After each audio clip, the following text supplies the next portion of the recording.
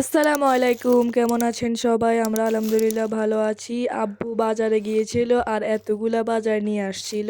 এখানে দেখেন একটা বড় বাঁধাকপি নিয়ে আসছিল, টুনা ফিশ। এরপর আমরা সকালে নাস্তা করলাম ডিম, চিয়া সিড, পরোটা দিয়ে, মুরগির গোস্ত দিয়ে। আর সাথে চা তো থাকবেই। এরপর আম্মু রান্নায় চলে গেল। আমরা মাঝে মধ্যে সাদা চালও খাই, আবার লাল চালও খাই। লাল চাল শরীরের জন্য ভালো। তো আজকে আম্মু লাল চাল রান্না করতেছে।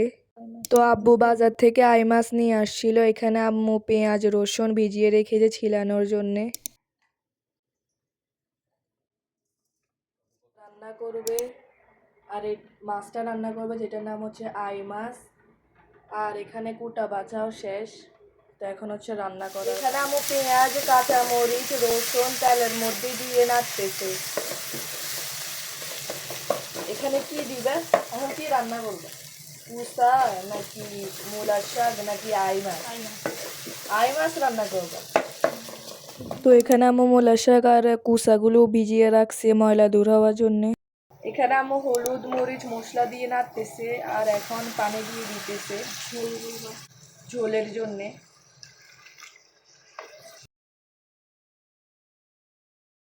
আম্মু মশলা কষাচ্ছে, কালারটা অনেক সুন্দর হয়েছে। মশলা কষানোর পর আম্মু মাছটা দিয়ে দিল। মাথাটা আমার দিকে কিভাবে তাকিয়ে আছে দেখছেন? তো এখানে মাছগুলো রান্না হইতেছে। এদিকে শাকগুলো সিদ্ধ হইতেছে আর মাছগুলো প্রায় হয়ে এসেছে। এদিকে মাছের মাথা, লেজ আর কানগুলো আলাদা করে রেখেছে কুসার সাথে দেওয়ার জন্যে। স্প্রিং সল্ট দিয়ে দিল, মানে লবণ। এটা গোলাপি কালারের, এটা আমি শুনেছি সাদা লবণ থেকে ভালো। তো পেঁয়াজের সাথে লবণ দিলে পেঁয়াজটা তাড়াতাড়ি গলে যায়। তো এখানে আম্মু কাঁচামরিচ রসুন দিয়ে মশলাপাতি দিয়ে নাড়তেছে, মশলা কষাচ্ছে। এবার মাছের মাথা, লেজ আর কান দিয়ে দিল। তো এখন এগুলা কষাবে।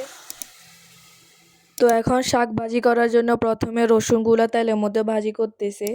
আর এইদিকে কুসা রান্না করা শেষ আর শাকগুলো রান্না করা শেষ। এখন এগুলো কিচেন থেকে টেবিলে নিয়ে আসা হলো। তো সবাই খাওয়া দাওয়া শুরু করলো। এখানে দেখেন মাছটা কিরকম সুন্দর হয়েছে। মনে হলো বিশ্বের সবচেয়ে সেরা রান্নাটা খেলাম। সবাই দোয়া করবেন। আল্লাহ হাফেজ।